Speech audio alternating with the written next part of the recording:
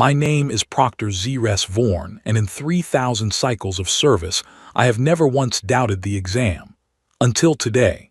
Until her. The alarm reached me while I was calibrating the observation lattice. A candidate had arrived. A human.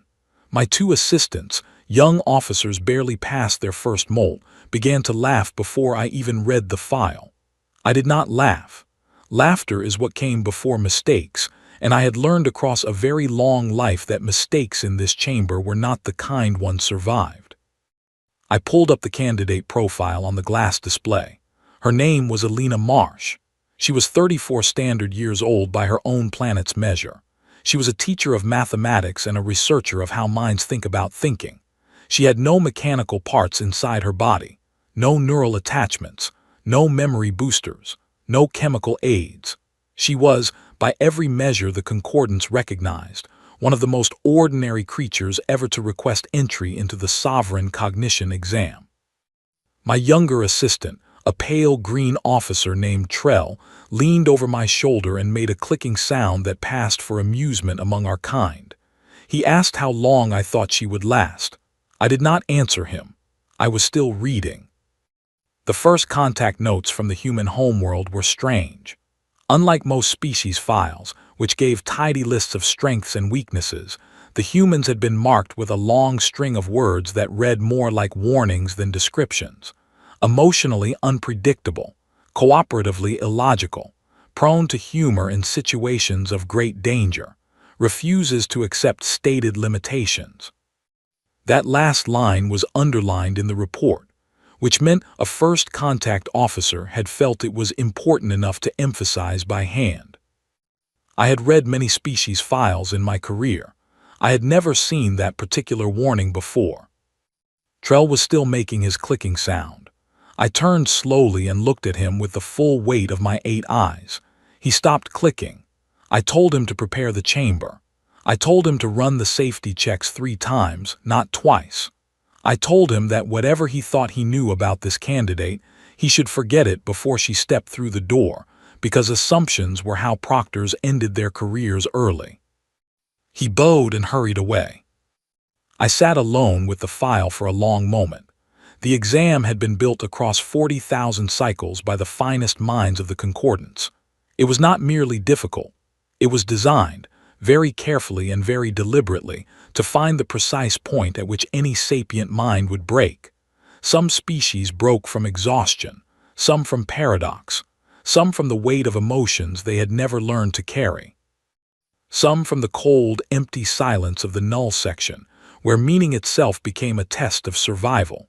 The exam was a mirror held up to the mind, and most minds could not bear what they saw. Only 3 in every 100,000 candidates passed. Of those, most required a lifetime of preparation.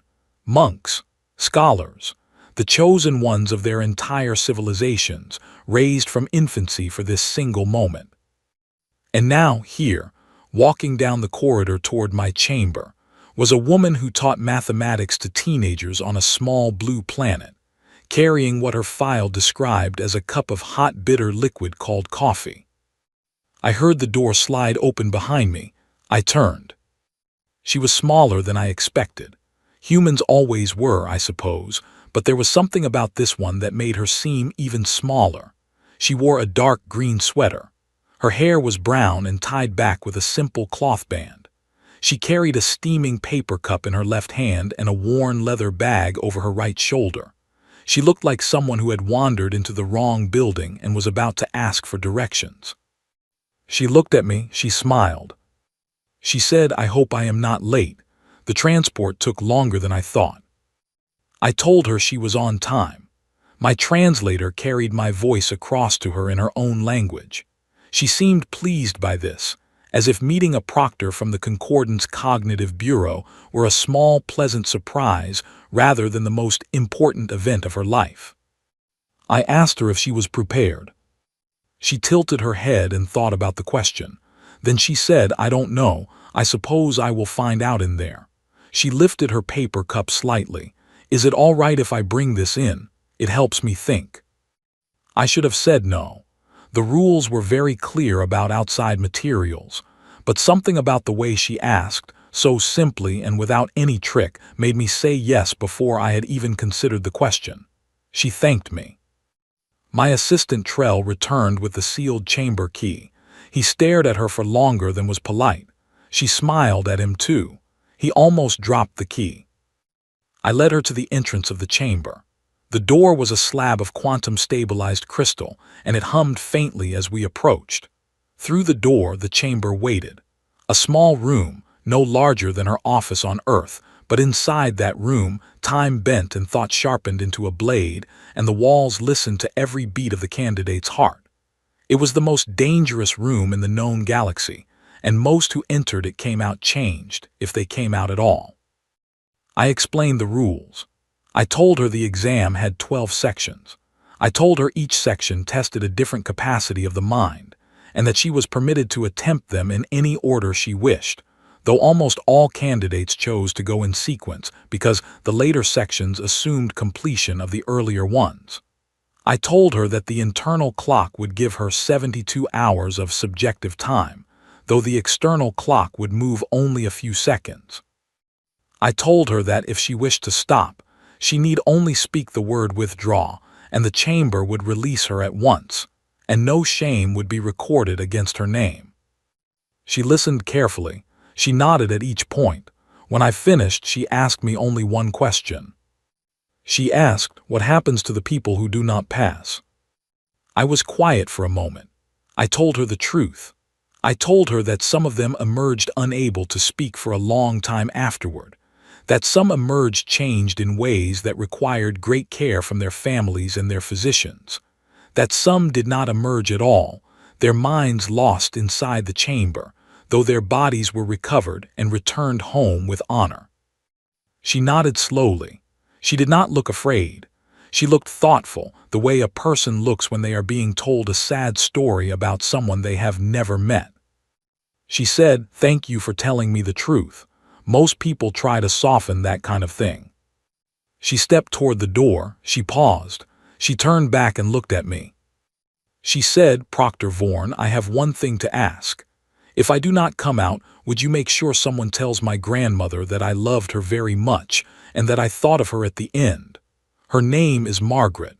She lives in a town called Dover. She is 91 and she makes the best apple pie in the world." I did not know what to say. No candidate had ever asked me anything like that. They had asked about their scores, their rankings, their chances. They had asked about glory. They had asked about their place in history. They had never asked me to carry a message about apple pie to an old woman.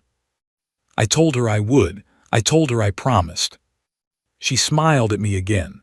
A different smile this time, smaller, more private, the smile of someone who had just been given a small but precious gift.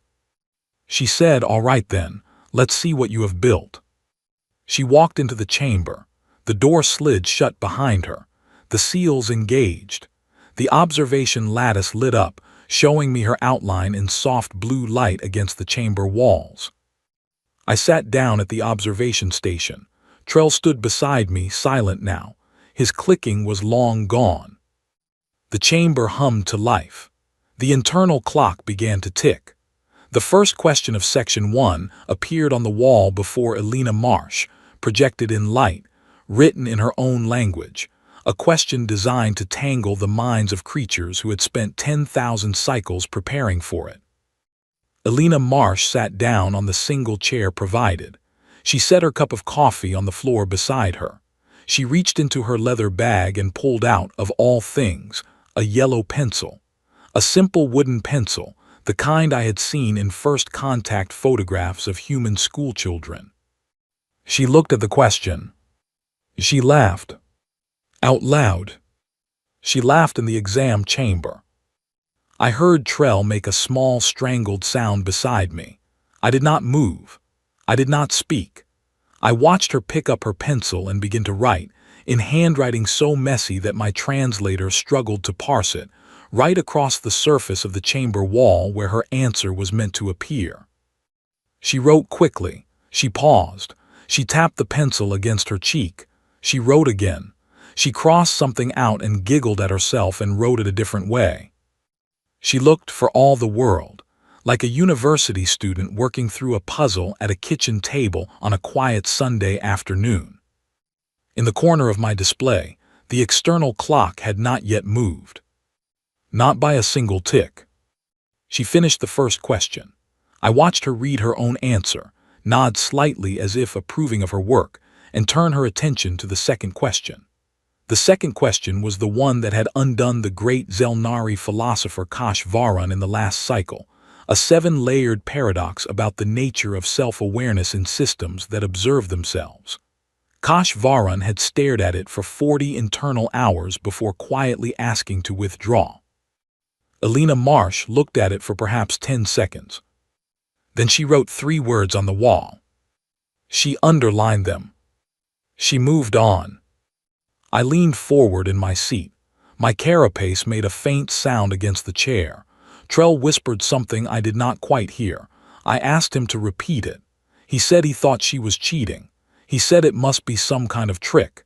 He said no mind could work this fast, not even the great calculators of the Brennan Hive Republic. I told him to be quiet.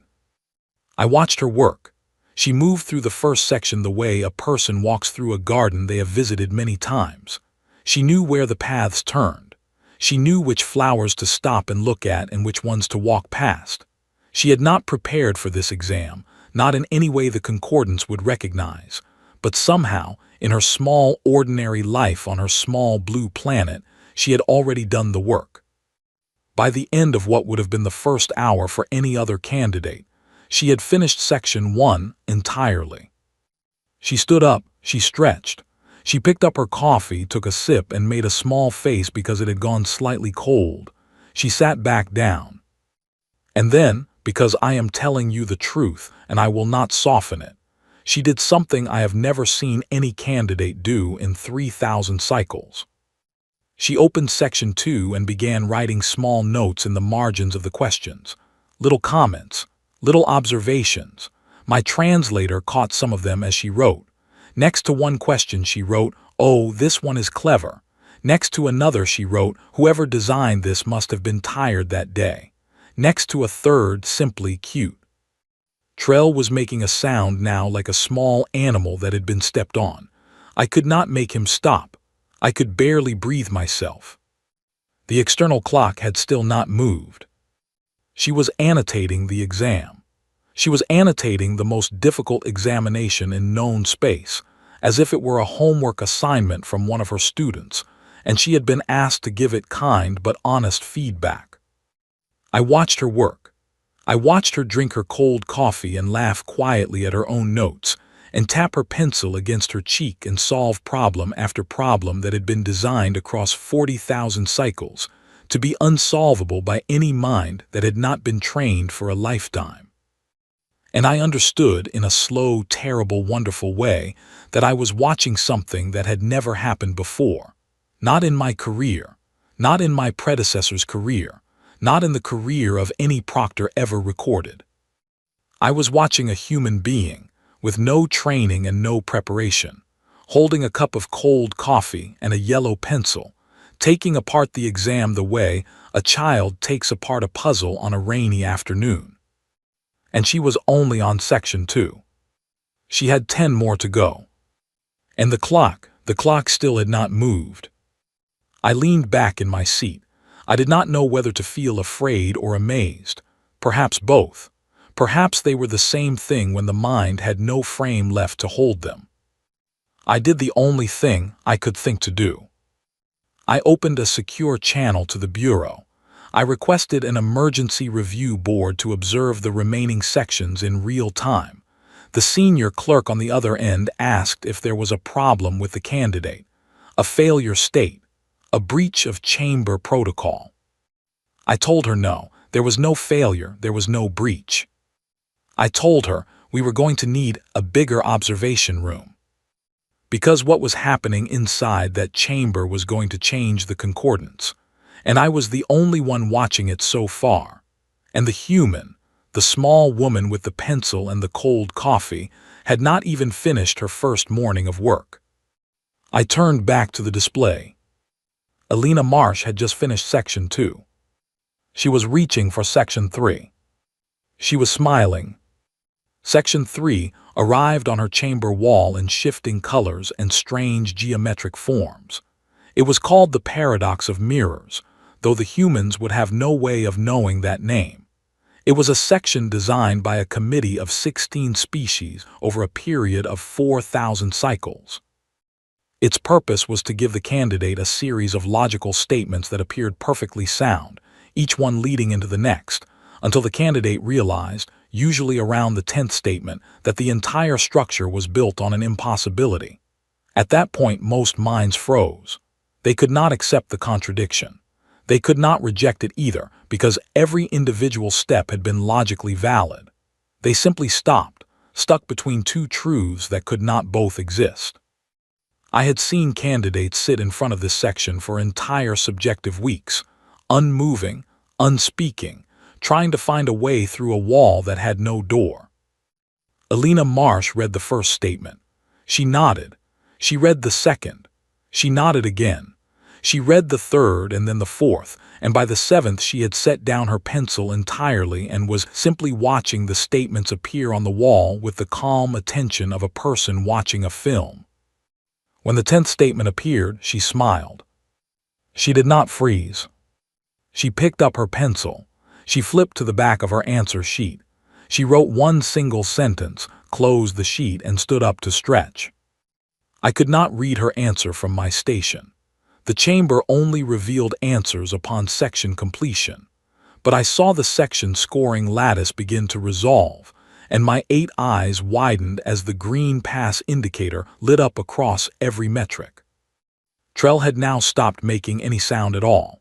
He was perfectly still, the way young officers become still when they suddenly understand that something much larger than their training is happening in the room with them. I opened the backdoor channel to the scoring system. I wanted to know what she had written. I knew I should not look. Proctors are forbidden to read answers during the exam, but I could not stop myself. Her answer was 4 words. The mirror has dust. That was all. 4 words. She had looked at the grand paradox, the structure of logical impossibility that had undone 10,000 minds across 40,000 cycles, and she had simply noted that the mirror reflecting everything was itself imperfect, that there was a smudge on the glass, that the entire paradox assumed a clean reflection, and if the reflection was not clean, the paradox did not close, and the mind could walk right through the gap. It was such a simple answer. It was such a small human answer. It would not have occurred to any of my colleagues in 1,000 cycles. We did not look for dust on mirrors. We built the mirrors. We did not think to question whether they were clean. I sat back in my chair. I felt something moving in my chest that I had no name for, something warm and uncomfortable. I think, looking back, it may have been the first moment I began to love her, though I would not have used that word at the time, and I am still not sure I have the right to use it. Alina Marsh was already reading Section 4. Section 4 was called the Empathy Cascade. This one I had always hated. It was cruel in a way the other sections were not. The chamber would generate, through careful neural projection, the emotional experiences of 1,000 suffering beings, and it would pour those experiences into the candidate's mind all at once. The purpose was to test whether a mind could hold the emotions of others without losing itself, whether it could feel everything without being swept away. Most candidates tried to shield themselves. They tried to build walls. The walls always failed. You cannot wall off 1,000 griefs at once. The force of them collapses the barrier and the mind underneath. A few candidates tried to process the emotions like data, to catalog them, to sort them into categories. That also failed. The emotions did not want to be sorted. They wanted to be felt. The Vressel Collective, a species known for their deep compassion, had sent 3 of their finest adepts to this section across the last 10 cycles. All 3 had emerged unable to speak for months afterward. Alina Marsh sat in her chair. The projection began. The emotions started to flow into her mind. I watched her face through the observation lattice. I saw her breathe in slowly. I saw her close her eyes. She began to whisper. At first my translator could not catch what she was saying. I adjusted the sensitivity. The words came through. She was nomming them, not by number, not by type. She was giving each emotion she received a small human description. She was saying things like, "This one is missing someone she loved very much. This one is cold and tired and has been cold and tired for a long time. This one is angry at a parent who never said the right words. This one is a child who does not understand why the other children will not play with her. This one is an old person who is afraid of being forgotten." She did not sort them. She did not shield herself. She did not process them as data. She sat with them. That was the only way I could describe it. She sat with each one. She acknowledged it. She let it be what it was. And then she let it move on, the way a kind host greets a guest at the door and shows them into the warmth, and then, when the guest is ready to leave, walks them back to the door and wishes them well. She did this 1,000 times. She did it in what would have been, for any other species, a physical impossibility. The rate of emotional input was far greater than any sapient processing speed we had ever measured. And yet she did not rush. She did not skip any of them. Each one received its moment of recognition. When the last emotion passed through her, she opened her eyes. A single tear slid down her cheek. She did not wipe it away. She sat quietly for a long moment, as if the room itself needed a pause. Then she picked up her coffee, now completely cold, took a small sip, and turned to Section 5. I realized that I had not been breathing. I drew in a long, rattling breath. Trell beside me was crying, which was strange because our species does not produce tears in the same way humans do. But there was a clear fluid running down his face plates, and he was not wiping it away either. Perhaps he had learned something from watching her. Section 5 was the temporal distortion puzzle. The chamber began to stretch and compress time in uneven patterns inside itself. A minute would pass in a blink. An hour would pass in a minute. A second would stretch into what felt like a full day. The candidate had to solve a sequence of mathematical problems while their sense of time was being shredded. Elena Marsh was a mathematician. I had forgotten for a moment. I watched her begin the puzzles and I remembered. She worked through them the way a musician plays a song they know by heart. Her hand moved across the wall in small, quick motions. The pencil marks flowed like water. The temporal distortion did not seem to affect her. Or rather, it affected her, but it did not trouble her. She seemed to enjoy it. At one point, when time stretched out long and slow, she actually leaned back in her chair and closed her eyes for what must have felt to her like an afternoon, and then opened her eyes again when it passed and went right back to work. She treated time the way she seemed to treat everything else, as a thing to be noticed and respected and then moved through, not a thing to be fought. Section 6 was the multidimensional logic trap. Section 7 was the recursive identity problem. Section 8 was the silence that speaks. Section 9 was the 1,000-year question. She moved through each of them. She moved through each of them without pause. My display kept showing the external clock. The external clock had moved by exactly 1 tick in all this time. 1 tick. A tiny flickering second of real-world time, while inside the chamber, Elena Marsh had worked through what would have been 3 internal days of the most challenging material ever designed by sapient minds. I had to open a second secure channel to the bureau. I told them we had a situation. I told them I needed a full senior review panel assembled, and I needed it now. The senior clerk this time was an older officer named Mindris Krell, a veteran I had trained with long ago. She asked me in a calm voice what the nature of the situation was. I told her we had a human in the chamber who was passing every section faster than our instruments could measure. I told her the clock had barely moved. I told her I did not know what to do. Mindris was quiet for a long moment. Then she said in a voice that was not quite steady, "I am coming. I will bring others. Do not stop her. Do not interfere. Let her finish what she has started." The channel closed. I turned back to the observation lattice. Alina was reaching the halfway point. She stood up again and stretched.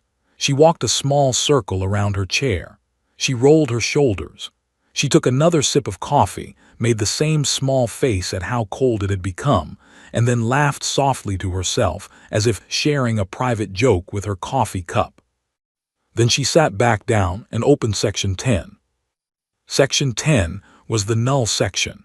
It was the one I had always considered the most terrible of them all. The chamber went dark, completely dark. There was no light, no sound, no input of any kind. The neural dampeners engaged, suppressing every external stimulus. The candidate was left alone with their own mind in the deepest possible silence. The purpose was simple. The candidate had to generate meaning from nothing.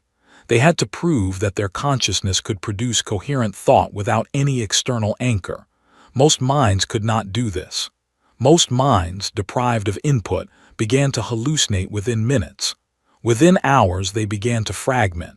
Within a day, they either produced acceptable output or they crossed a threshold from which many never fully returned.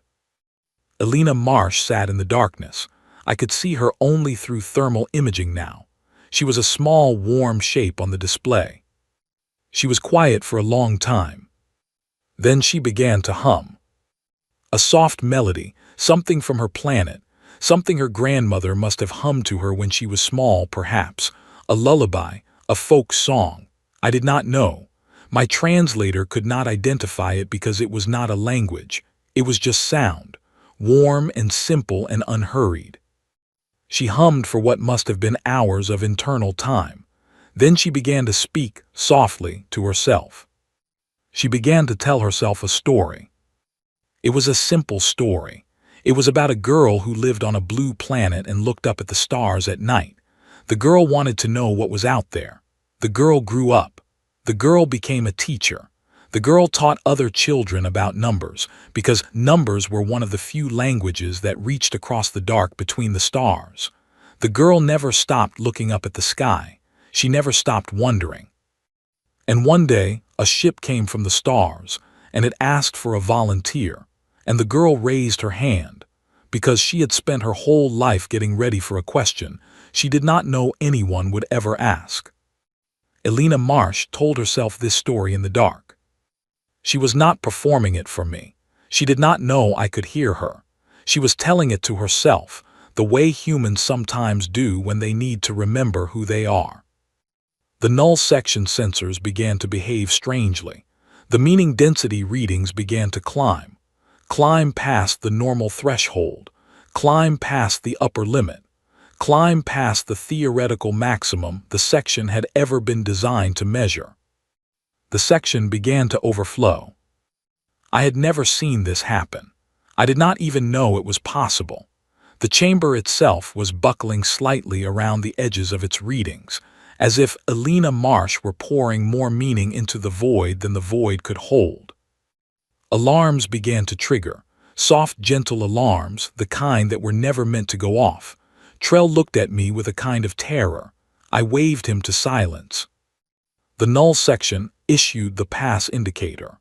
Alina Marsh had completed it in what my instruments now recorded as the fastest time in the entire history of the exam.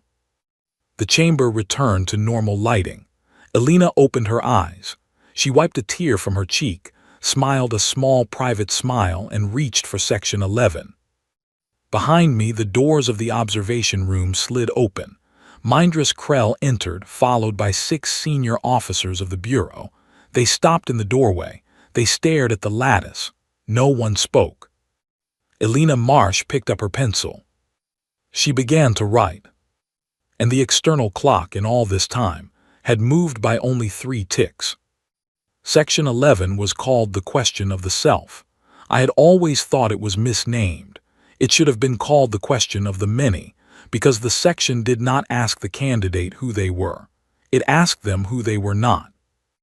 The chamber projected, one by one, versions of the candidate, possible selves, selves that had made different choices, selves that had been cruel when they were chosen to be kind, selves that had been lazy when they had chosen to work, selves that had given up, selves that had broken promises, selves that had become the worst things a person could become.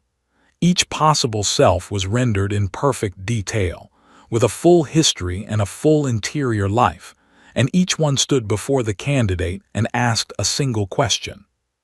Why are you not me? The correct answer was not to hate these selves. It was not to deny them. It was not to reject them as not being part of the candidate. The correct answer was to acknowledge that every one of those selves lived inside the candidate as possibility, and that choice, daily quiet choice, was what had led the candidate to this chair, and not to any of those other lives. Most candidates panicked. They tried to say they were better than those other selves. The chamber rejected that answer. They tried to say those selves were not real. The chamber rejected that too. A very few managed to say, in essence, I could have been you, but I was not, and I am still not, and I am responsible for that difference every single day. Those candidates passed. Elena Marsh watched the first alternate self appear before her. I could see the projection through the lattice. It was a version of her that had given up on teaching, that had become bitter, that had let her life become small and closed and angry. It stood before her and it asked her, "Why are you not me?" Elena looked at this version of herself for a long moment. She said, "I almost was you. There was a year when I almost became you. I remember it. I remember how close I came." She reached out her hand, not to push the other self away, to welcome it. She said, "Come sit with me. You are tired. You have been carrying a lot." The alternate self seemed confused. It had been designed to challenge. It had not been designed to be invited to sit down. Elena said, "I am not afraid of you. You are part of me. You are not the worst thing I could have become. You are just a version of me who did not get lucky the way I got lucky, who did not have the right friend at the right moment, who did not sleep enough for 1 week too many. I am sorry I did not become you. I am also grateful I did not become you. Both of those are true." The alternate self flickered. It grew less solid. It looked for a moment almost surprised, and then it faded. Another self appeared. This one was crueler. This was a version of Elena who had become the kind of person she had always feared. Sharp-tongued, quick to anger, dismissive of her students. She looked at this one longer. Her jaw tightened a little. I saw something pass across her face that I did not have a name for. She said, "You are harder for me. I will not pretend you are not. There were years when I was closer to you than I like to admit. I said things I should not have said. I was cold when I should have been warm. I have apologized for some of it. I have not apologized for all of it yet." She paused. She said, "I am trying to do better. I am not perfect at it, but I see you. I know you are in me. I am not going to pretend you away. I am just going to keep choosing not to be you, one day at a time. That is all I can promise." The alternate self was quiet. It looked at her for a long moment. It nodded once. Then it faded too. Elena Marsh faced version after version of herself. Some were easy. Some were hard. Some made her cry. She did not rush through any of them. She gave each one its time. She did not deny any of them. She did not hate any of them. She met each of them with honesty and with a kind of tired affection that seemed to come from somewhere very deep inside her. The chamber had never seen this before. The scoring system, which was designed to accept correct answers, did not know what to do with a candidate who was not just passing, but was apparently comforting the exam itself. Behind me, Mindress Krell sat down slowly in an empty chair. I heard her whisper, "What is this? What is she?" I could not answer her. Elena reached the final alternate self. This one was different. This one was the version of her that had not gone into the exam, the version that had stayed home, that had said no when the concordance invitation had come, that had kept her quiet life on her small blue planet and had never risked anything. That version looked the happiest of all of them. Elena looked at her for a very long time. I saw her hand shake slightly. She had not shaken through any other section. She was shaking now. She said, "I envy you. I want you to know that. I envy you so much it hurts a little." She took a breath. She said, "But I could not have been you, because if I had said no, I would have spent the rest of my life wondering, and that wondering would have turned the quiet life into something else. It would have rotted it slowly. You look happy, but I think, a year from now, you would not be. I think you are the version of me who has not yet felt the regret coming, and I do not want to be you when it arrives." She reached out her hand again. She said, "Take care of yourself. I hope you find something else to say yes to." The alternate self smiled at her, a small sad smile. It faded. The chamber was empty again. Elena Marsh sat alone in her chair. She let out a long, slow breath. She picked up her coffee. She did not drink it. She just held it in both hands, warming her fingers against its cold ceramic. The section lattice lit up green. She had passed section 11. There was one section left. Section 12. The one no candidate had ever described afterward. The one those who failed could not describe because they were not the same people when they came out. The one those who passed refused to describe out of a respect that was close to reverence. The mirror. I had watched many candidates face the mirror. I had never grown used to it. It was the section where the chamber showed the candidate the complete uncurated truth of their own interior life. Every memory they had buried, every cruelty they had committed, every shame they had carried, every fear they had hidden, every small dying they had pretended was not a dying, every person they had failed, every version of themselves they had tried to outrun. It was designed to be unbearable. It was designed to break even the strongest minds. And the point was not that a candidate should not feel pain. The point was that the candidate, faced with the full uncurated truth of their own self, should not turn away. Most minds turned away. Most minds could not do otherwise. Elena Marsh opened section 12. The chamber changed. The walls became reflective, not like mirrors exactly, more like the surface of water at night. Things moved inside them. Memories, small moments from a life. Some of them were bright, some of them were dark. I saw, across the reflective walls, flashes of her childhood, moments from her school years, a friend she had failed to stand up for, a cruel word she had said to her mother when she was 15 and had not apologized for until much later, a time she had not visited her grandfather before he died because she had been tired and busy and had promised herself she would come next weekend. And next weekend had been too late. I saw a failed love, not a dramatic one, a quiet one, a man she had almost married and had pulled away from because she had been afraid of what it would mean to be known. I saw his face. I saw her face as she had broken it off. I saw her walk out of his apartment and cry on the street. I saw smaller things too, moments of smallness, a time she had lied about why she was late. A time she had taken credit for an idea that had not been entirely hers. A time she had walked past someone who needed help because she had been in a hurry. A time she had said something unkind about a coworker and been caught in the hallway by someone who heard. A time she had been a bad friend. A time she had been a worse daughter. I saw as well the deepest things, the fears she had carried, the grief she had not yet let herself fully feel about her mother's death 4 years earlier. The small loneliness that had lived inside her since she was a child. The quiet terror that she was not enough, that she had never been enough, that she would die someday and not have made a mark, and the worst terror underneath that one, which was the terror that she would die and the mark she had made would have been a harmful one. Every candidate I had watched face the mirror had, at some point, looked away. It was simply too much. The chamber asked for a kind of honesty that the living self spent most of its time avoiding. To meet it all at once was to meet a tide. Elena Marsh did not look away. She sat in her chair. She let the images flow across the walls around her. She watched each one. She let each one arrive. She did not flinch. She did not justify. She did not explain. She said softly, "Yes, I remember." She said it again. "Yes, I remember. I am sorry, I remember." Over and over, to each memory, to each small darkness, to each failure. Not defending, Not rejecting, just acknowledging. Yes, I remember, I am sorry.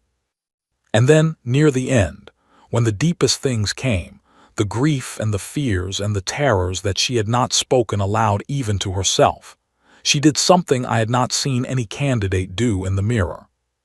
She spoke to them. She said, I know you, I have met you before.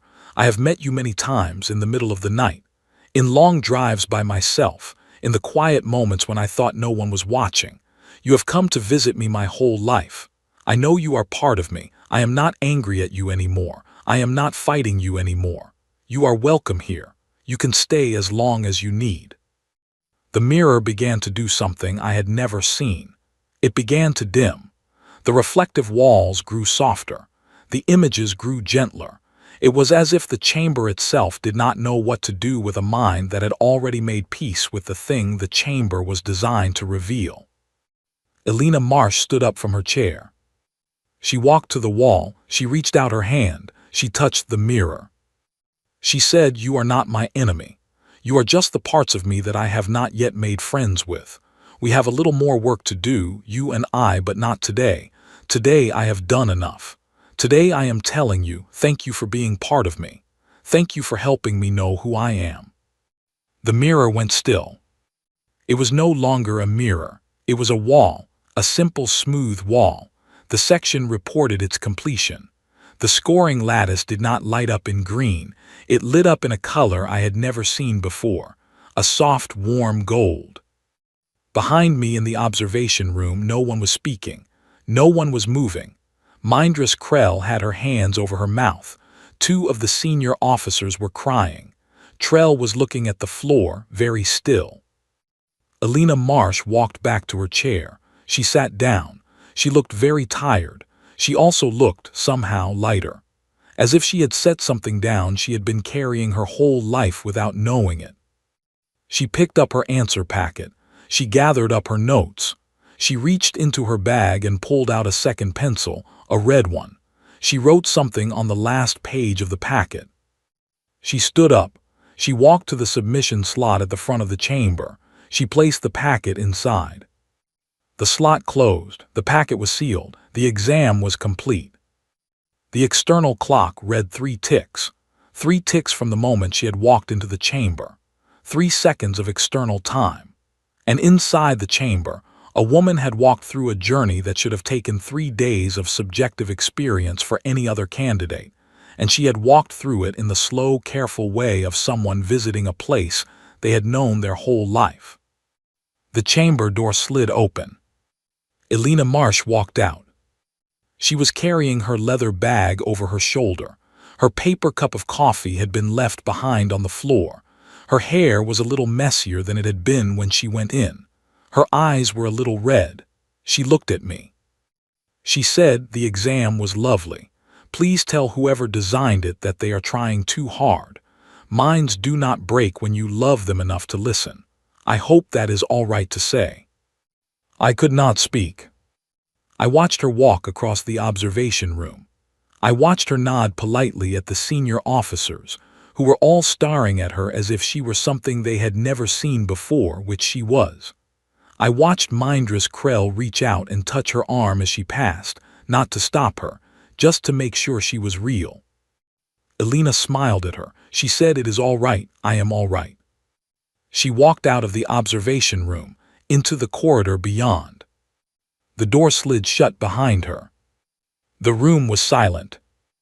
And I, Proctor Z-Res Vorn, 8th rank of the Galactic Cognitive Assessment Bureau, sat at my station with my 8 eyes very wide, and understood that everything I had believed about minds, and about the exam, and about my own work had just been changed. I reached for the submission slot. I opened it. I pulled out her packet. I turned to the last page where she had written her final note in red pencil. Her handwriting was messy. I read it twice to be sure. She had written, "The exam was lovely. Please tell whoever designed it that they are trying too hard. Minds do not break when you love them enough to listen. Thank you for letting me bring my coffee. Tell Proctor Vorn he was very kind. With warm regards, Elena." I held the paper for a long moment. Then I folded it carefully and placed it inside my chest pocket, close to where my hearts were. And I sat at my station, and I waited for the bureau to ask me what had happened, and I tried in the quiet to begin understanding what I had just watched. The Concordance High Assembly was in session within 3 standard days. I had never seen an emergency session called so quickly in all my years of service. Delegates from 240 species filled the great round chamber on the assembly world. The sessions were broadcast across the entire Concordance network. Every civilization watched. The subject of the emergency session was, officially, the validity of the sovereign cognition exam. Unofficially, the subject was Elena Marsh. I was called to testify. I stood at the central podium and I told the assembly everything. I told them about her coffee. I told them about her pencil. I told them about her laughter when she saw the first question. I told them about the way she had annotated the exam, the way she had sat with the emotional cascade, the way she had spoken to the mirror. I told them about the 3 ticks on the external clock. The chamber was silent when I finished. A delegate from the Brennan Hive Republic stood up. He was a tall, crystalline being whose voice always sounded like music struck from glass. He said, "Proctor Vorn, you are asking us to believe that a single unaugmented human woman from a recently contacted species has exceeded the measurement ceiling of the most difficult examination ever designed. You are asking us to believe that she did this without preparation, without training, without support. You are asking us to believe that she laughed during the paradox section." I said, "I am not asking you to believe anything. I am reporting what I observed. The chamber recordings are available for full review. The scoring data is attached to my testimony. I am merely telling you what happened." He sat down. A delegate from the Zamar Confederation stood up next. A smaller being, gray and thoughtful. He said, "What do you think it means?" I paused before I answered. I said, "I think it means we have been wrong for a very long time." The chamber began to murmur. I raised my hand slightly. I said, "We built an exam to find the limits of minds. We built it carefully. We built it honestly. We have used it for 40,000 cycles to sort species into the categories that determine their standing in our civilization. And it has worked, more or less, because most minds do have limits that can be found by pressure." I said, "But Elena Marsh did not fail any of our pressure tests because she had already, in her own small human life, done the work that the pressure tests were designed to provoke. She had already met her own darkness. She had already made peace with her own limits. She had already sat with her own grief, her own failures, her own fears. She had done it slowly across years with small human tools, conversations with friends, time spent thinking, something her species calls therapy. Something they call journaling, something they call just being honest with yourself for a long time." I said, "The exam asks a candidate to face these things all at once because our assumption has always been that no mind would voluntarily face them across a lifetime. We thought the only way to force a mind to meet itself was with pressure. We were wrong. Humans meet themselves every day. Not all humans, not all at once, but enough of them for long enough to make this possible." I said, "We spent 40,000 cycles building traps for the mind. Humans spent the same time building homes for the mind. Small homes, imperfect homes, homes that leak in the rain, but homes. And the minds that live in homes cannot be trapped because they know what it is to come inside from the cold." The chamber was very quiet. I said, "I'm not asking you to love humans. I'm not asking you to give them anything. I'm asking you to consider the possibility that we have been asking the wrong question for a very long time. We have been asking how much pressure a mind can withstand. Perhaps the better question is, how well has a mind been cared for? And perhaps a civilization is not measured by how much its citizens can endure. Perhaps it is measured by how well they have learned to tend to what lives inside them." I stepped back from the podium. The chamber erupted. Voices rose. Arguments began. Delegates shouted at each other in 40 languages. Some demanded that humans be placed under quarantine until they could be properly studied. Some demanded that humans be granted Tier 1 citizenship immediately. Some demanded that the entire exam system be suspended until it could be redesigned. A few, the oldest and quietest species, simply asked if they could meet Alina. The session went on for 7 standard days. In the end, the assembly voted. Alina Marsh was granted Tier 1 citizenship by a margin that was not unanimous but was sufficient. She was offered a seat on the High Council of the Concordance itself, a position that no member of a newly contacted species had ever been offered. She was offered research posts on 12 different worlds. She was offered the resources of any library, any institute, any university in the Concordance. She was given 3 days to consider her response. I waited. I did not know what she would do. On the 3rd day, a message arrived at my station. It was addressed to me personally. I opened it. It was short. It said, "Proctor Vorn, I hope this message finds you well. I received the offers from the assembly. I wanted to thank them through you because I know you. I am going to say no to most of them. I have graduate students waiting for me back home, and I have a dog named Biscuit who is staying with my neighbor, and my neighbor is getting tired of walking him. I have a grandmother in Dover whose birthday is in 6 weeks and I would like to be there. I have a small life, and I like my small life, and I do not want to trade it for a large one." The message continued. It said, "I will accept the citizenship because it may help my species, and I will accept an open invitation to consult when you call on me because I think we may have useful things to say to each other across the years. But I am going home. I hope you understand. I also wanted to say, please come visit me when you have time. My grandmother would like to meet you. She has heard about you. She would like to cook you dinner. We are not sure what you eat, but she says she will figure it out. She always does." The message ended. It was signed Alina. I read it 3 times. Then I did something I had not done in a very long time. I asked for leave from my post. I was granted leave immediately. The Bureau, I think, was still in a kind of shock, and they would have granted me almost anything. I took a transport to Earth. It was my first time visiting a Tier 3 world for personal reasons. The customs officers on the Earth side were young and surprised.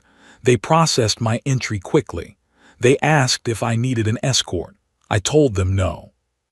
I took a local transport to a town called Dover. It was smaller than I expected. It had narrow streets and old trees and houses that leaned slightly because they had been built a long time before Earth had become interested in straight lines. There was a small gray, cloudy sky above it. I had never seen a sky so soft. I found the address Alina had sent me.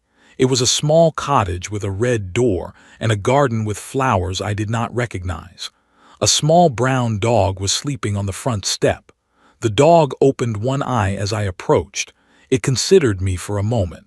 Then it went back to sleep. Evidently my species was not sufficiently interesting to warrant waking up. The red door opened. An old woman stood in the doorway. She was small and bent, and her hair was very white and her eyes were very bright. She looked up at me without any fear at all. She smiled. She said, "You must be Zres. Come in, I have made stew. I do not know if you can eat stew. If you cannot, I have also made bread and cheese and fruit. I did not know, so I made many things." I stepped through the door. I had to bend very low to fit. The cottage was warm inside.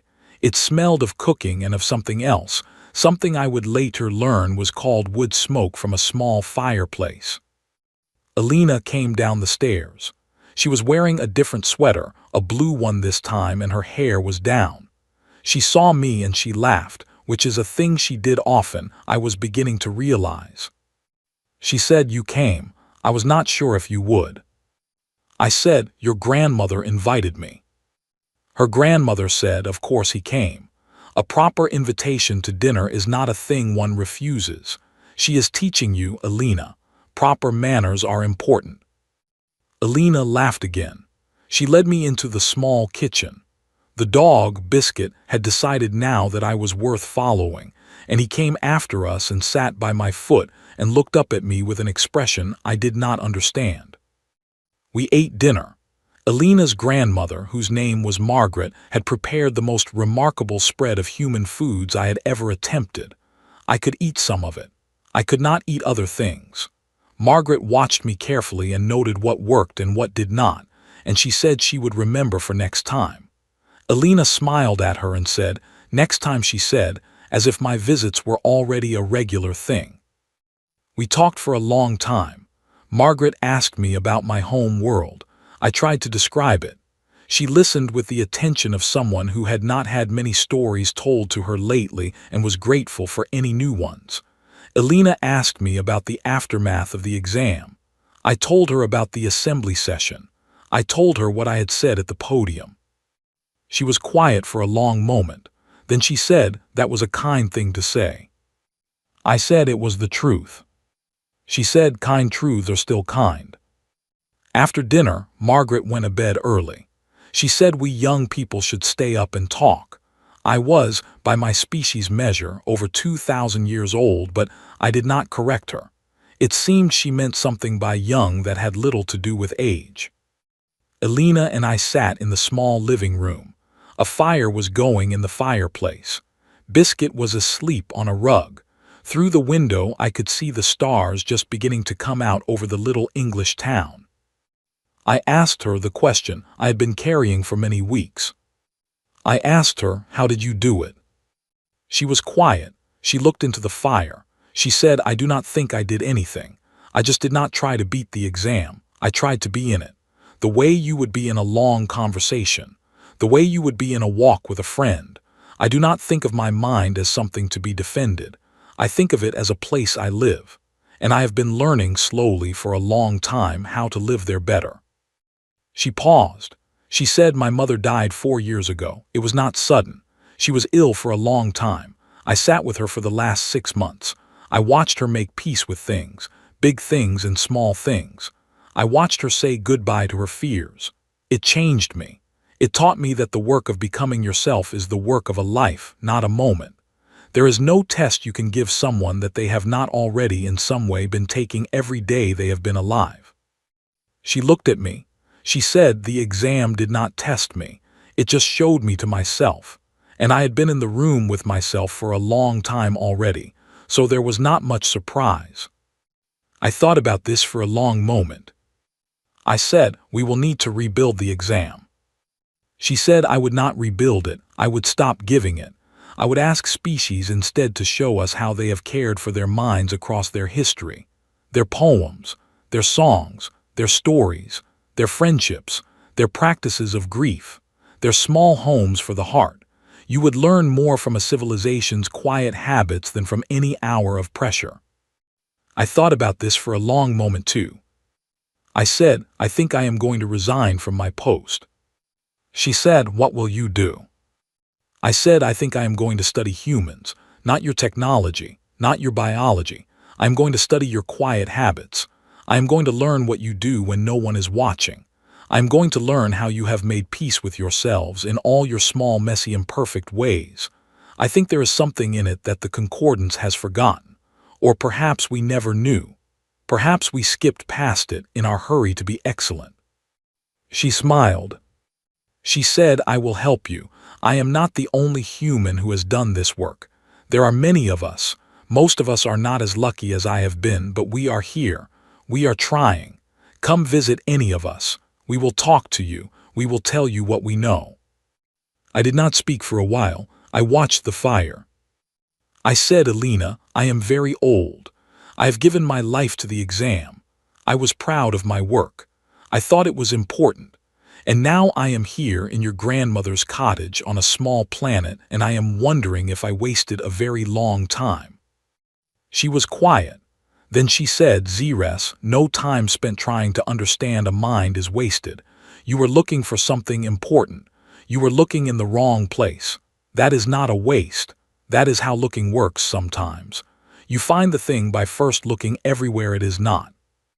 I felt something in my chest move, something warm. I said, "Thank you." She said, "You are welcome. Finish your tea. Margaret will be disappointed if you do not. I finished my tea. Later, I slept on a long couch in the living room that had been made up with soft blankets. Biscuit slept on the floor beside me.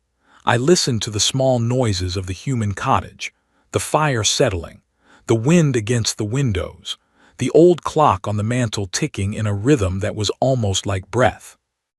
In the morning, Margaret made breakfast. There were eggs and toast and a sweet red preserve made from berries. Alina came down in a robe and drank coffee from a proper cup this time, not a paper one, and she smiled at me and said, "This is a better cup of coffee," and I understood that she was making a small joke about the chamber, and I laughed, which is something I had not done in a very long time. I stayed for 3 days. I met some of her students who were polite and curious and asked me many questions. I met her friends, who brought over food and beer and sat in the garden and argued loudly about politics and literature. I met her brother, who lived in a nearby town. I met her old neighbor who had been walking Biscuit.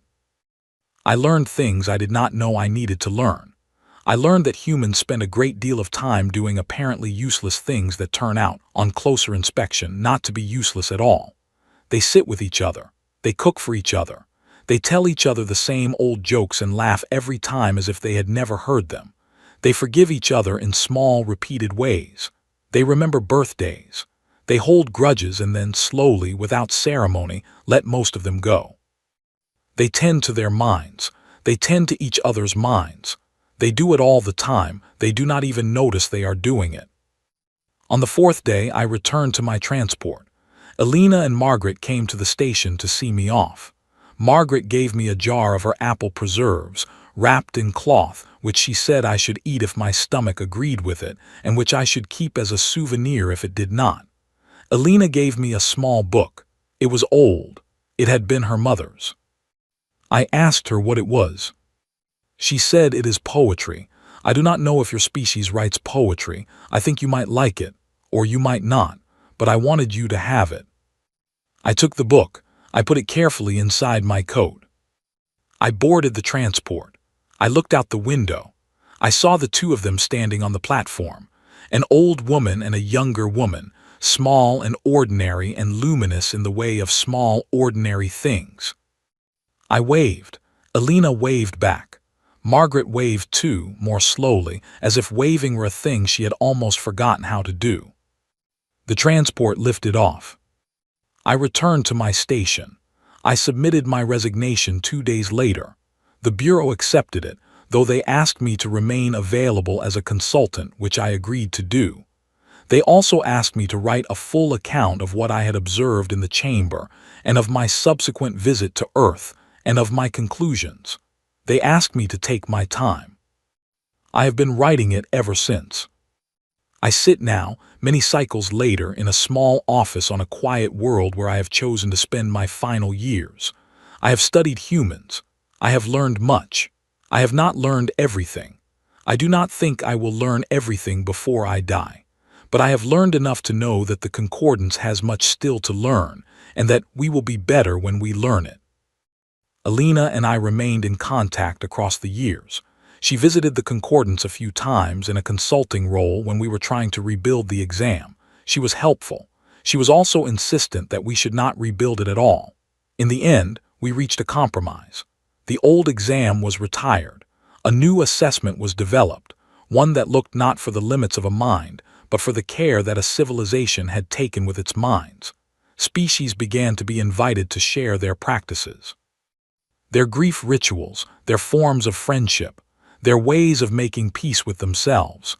The Concordance became, slowly, a different kind of place, not a better place in every way, but a gentler one. Margaret died 7 years after my first visit. I attended her funeral. I stood in a small gray churchyard in Dover with Alina and her brother and her friends and her students, and I did not entirely understand the ceremony. But I understood that she was being loved one last time by people who had loved her their whole lives, and I understood that this was a thing the Concordance had never quite learned how to do. Alina is still alive. She is older now. She still teaches. She has new students every year. She still drinks coffee from paper cups. She still carries a yellow pencil in her bag, though she rarely uses it. Biscuit the dog passed on long ago. There is a new dog now, a smaller one named Pickle. I have not yet met Pickle in person. I will meet him on my next visit.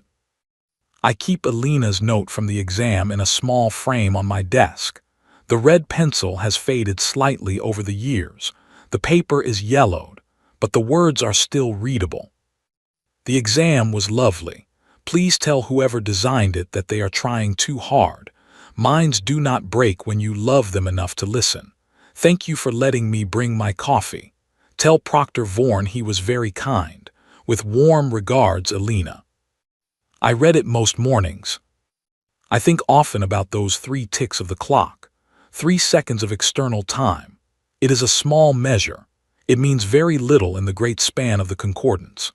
And yet, inside those 3 seconds, a woman walked through a journey that changed everything I thought I knew, and she walked through it carrying a paper cup of coffee, and she handed back the exam that was designed to break minds, and she walked out into the corridor and went home. She handed it back before the clock moved. But the clock, I have come to understand, was always the wrong thing to measure. The clock was a small instrument. The mind was a larger thing. The care of a mind, across a lifetime, across a civilization, across generations of small, ordinary kindnesses, was the largest thing of all. We had been measuring the wrong thing. She had simply gently shown us. And then she had gone home to walk her dog. That is the story. That is what I saw. That is what I learned. I am glad I learned it, even if it took me 3,000 cycles to find the room where the lesson was waiting. I am grateful to her. I am grateful to Margaret. I am grateful to a small blue planet that had never thought of itself as important enough to write down its small methods for tending the self, and that turned out to hold in those methods something the great civilizations of the galaxy had not yet found. I sign off now. My report is finished. My service is complete. This is Zres Vorn, formerly of the Bureau, now simply a student of quiet things. With warm regards.